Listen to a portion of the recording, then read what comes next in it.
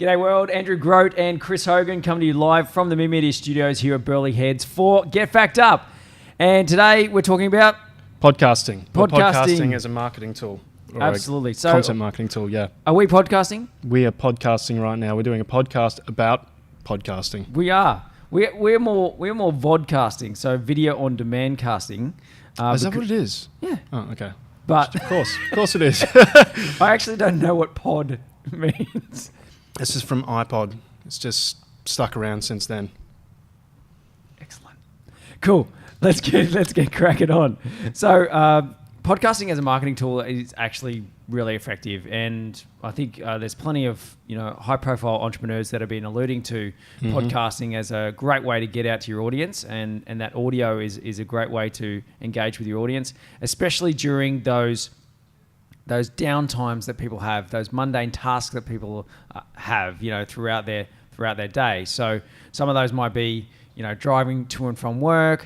Some of them might be walking to and from the post office, or while you're on lunch, walking to and from the cafe or sandwich shop where you're getting your sandwich. And the other ones are on the weekend. So mowing, I have to mow lawn, so you listen to a podcast as well. I mean, you can listen to a podcast while you're working. You can, driving. Driving's a big one. So some people I know that have pretty lackluster jobs actually do have a earpiece in one ear, and they're not that engaged with their work. It's packing boxes or something or other, and that's how they get through their day. Yeah. You're stuck on the train. Yeah, there's heaps of times when you need something like that. Yeah. And the thing is, the reach of podcasting is huge at the moment. There's so many platforms out there that you have access to it, and everyone's looking for this sort of content. And it's strange. I was talking about this today. Like, the success of podcasts is a little bit surprising. You think the format would have died out by now, but I think it's because it's so sort of personal and endearing. And when someone's doing it professionally, like, it really gives you a window into the people behind whatever industry you're talking about. What it's like to be in their shoes and their world, and you learn really vicariously through podcasts. I think so. It's a cool format. Yeah, a lot of people that I listen to. So one of my good friends got me into listening to podcasts only a few years ago, and the first one I started listening to was Joe Rogan. Now, he's not for everybody. He swears a lot, and he's very opinionated but on certain topics.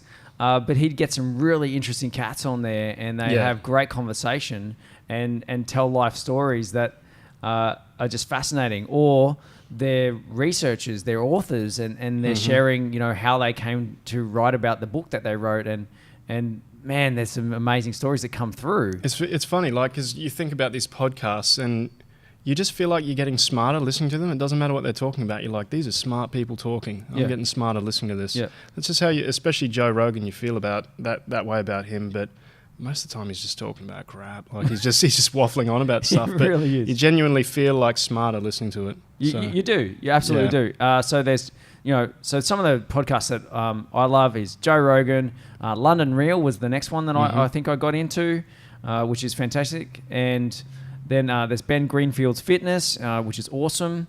Dr.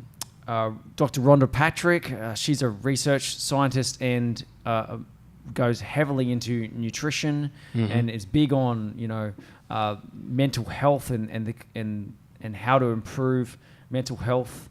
Dr. Michael Greger, I'm not sure that he actually has a podcast, but he has appeared on many podcasts, and he's also a researcher on nutrition.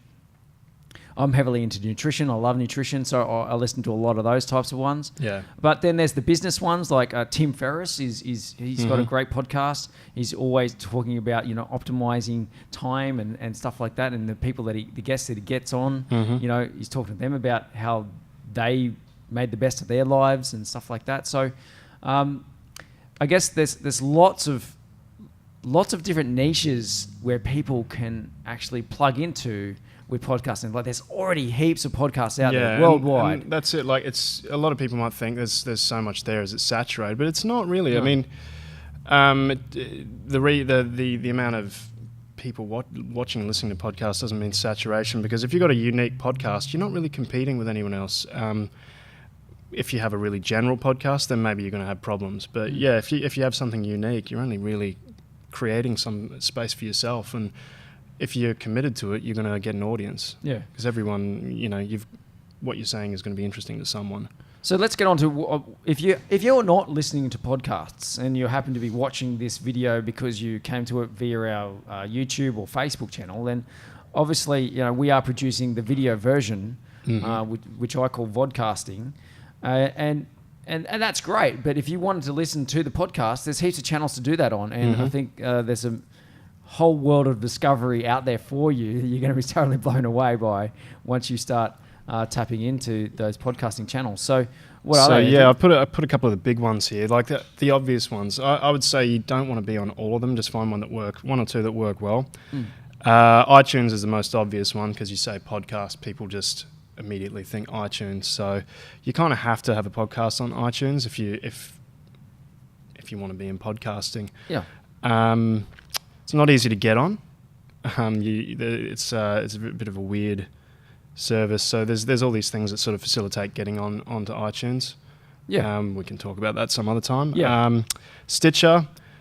So only 8 million registered users on Stitcher. Is by far the smallest, but it's only for podcasting. So if you have a podcast on Stitcher, the audience there is there to listen to a podcast. That's what they're hungry for. So if you want to be taken seriously, you should probably be on Stitcher. You got SoundCloud, which it was sort of pitted as the YouTube of audio. It's definitely the biggest audio streaming site.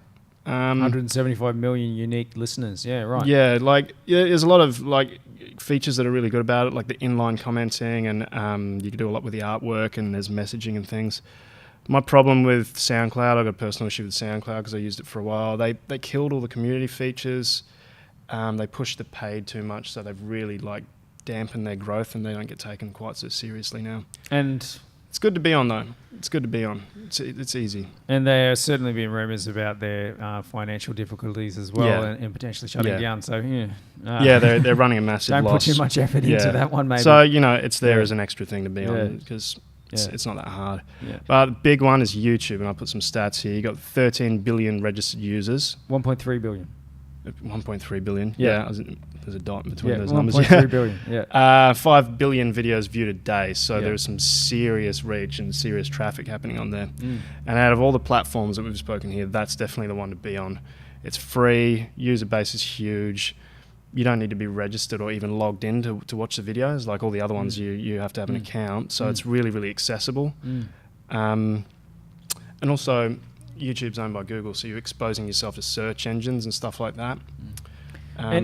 Just to touch on YouTube for a second, because most of you, we alluded to, hey, you're listening to something while doing a mundane task, whereas YouTube's a video platform, and I can't watch the video while I'm doing that mundane task like driving or mowing, but I actually do. So if I can't actually find the podcast that I want to listen to in iTunes, I'll actually start up the video on YouTube, and I've got an iPhone, so I don't lock my phone, because once you lock it, it turns the video off. Yeah, that's the... So then I just chuck it in my pocket, and it gets a little bit warm because it's using a lot of battery power and bandwidth.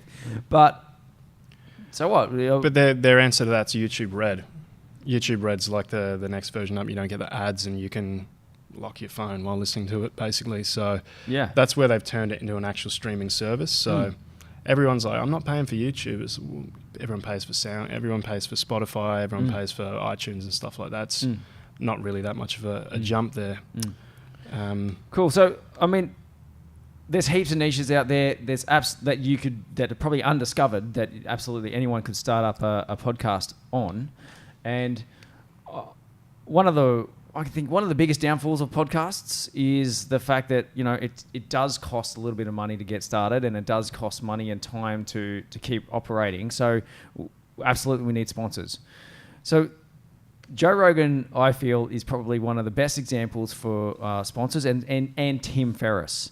And these guys, when they deliver a sponsorship message, it's always at the beginning, and they always do it from their own personal experience. So that That's right. So it's in line with what they're doing, and it's very honest as well. They're like, it's authentic. Here comes a sponsorship message, and it's always about stuff they use. Like for us, it's Rode, but we're literally using the Rode microphones right now. So what's a big deal? Saying we're sponsored by Rode. Yeah. Right in front of our faces right now. Exactly. So those guys, when they actually do deliver their messages, they're absolutely saying, from personal experience, I love this product because, and then they tell their own story. They put their own flavor in it. They put their own language in it. And if they want to swear, that's what their audience wants. So I think, if you are going to make a decision to embark on a project, make a decision whether or not you're going to swear or not, who's your audience, and then match your product to fit their audience. So hardware, getting started, we want to just break into it really briefly. We've got some kit here that actually allows, obviously, two of us to talk to one another in the same room. We can have up to 4, I think even 6 people in this same room with the kit we've got. But most of you are probably going to start out either on your own or with one other person. So let's just cover some of that. So you've got your Rode Podcaster mics. They're good because they're USB powered. It can go straight into a phone if you don't want to have the whole mixing desk set up. Pretty cheap. Yep. How much are they? Because we got a couple of those. They're only like 160. So the Podcaster mic is different to what we've got here. It's actually a white version, and these are the Rode Procaster. So the Podcaster will plug into a USB on a laptop. So that's really good if you're a one-man band. Yeah, it skips all the extra hardware and stuff. Absolutely. Then if you do actually go to multiple mics, then you'll need potentially need a mixer. You will need a mixer. So there's different cabling and stuff. Not too hard to figure out once you've got the mixer, because obviously you just match that hole with that hole on the mixer. And one of those great mixers is a Yamaha. Yeah, they're cheap. Yeah, they're pretty cheap. And we've actually got a Zoom H6, which is 6 channels, allows up to 6 channels, but it's just a little bit more investment. So close to, I think, $700. The good thing about those is they're super portable. The idea of that is to be able to podcast anywhere and do live video and all that sort of stuff we do. Yeah. Then the next step is if you want to go video, you're obviously going to need a camera. So you start with like the Sony Handycams. They're like $500 each. Do 4K. They're great. Yeah. Next one up is you got the Sony NX. I'd probably stick with Sony for this sort of stuff, but got the Sony NX range, which is what we're using right now. Yep. But that's a bit of a jump up. If you're going to go with video, you also need lighting. Stick with LED lighting. It's cheap. It's super bright. That's what we use here. Yep. And then you got boom arms as well, which they're just handy to have. It's really good because you can maneuver around. And these are they're Rode boom arms as well. So they either clamp directly onto the desk, or they actually give you a plug-in. If you want to drill a hole, you can fit them directly into the desk. There's heaps of videos on how to set up podcasting studios. Actually, Rode's got some good ones on their website. This is just meant to be, I guess, an introduction and as to why we think it's good. A little bit of kit and so get out there and have a crack, I reckon. So why would you do it? Honestly, it's one of the best forms of content marketing. It's why we're doing it. We're literally doing a 15, 20-minute video just showing our expertise in podcasting. It's a great way to sort of showcase yourself in the industry, isn't it? It is. And people like listening to it. It's great. It's not often you get a captive audience and you get to showcase your skills. So absolutely. I think that's where it's good, yeah. And, of course, I mention this every time, if you do want Me Media to help you with your podcasting or vodcasting, for that matter, we do have all the kit here. So, absolutely, you can hire the space or hire us to even set you up. Why not? We can give you plenty of tips and tricks around, actually doing that. Because once you embark on the video space, then how many cameras you're going to have, then it's a matter of editing and all that sort of stuff. So, there is cheaper ways to do that. And we've spoken about that before. That's live video, yeah? Yeah. We've spoken about that before. Sure. So go back and review that episode. It's really cool. I think that's all we've got time for today. We're trying to keep it a bit shorter. We won't even go into predictions. Let's keep it nice and neat.